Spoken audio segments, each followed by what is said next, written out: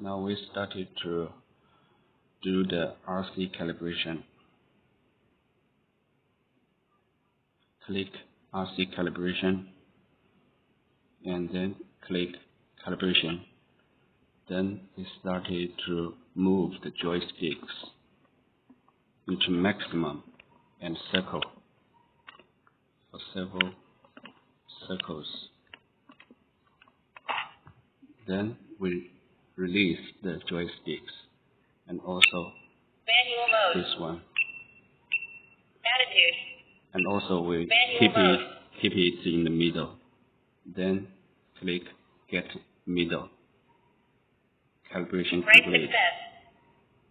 Here red stick success. Complete. Here calibration succeed.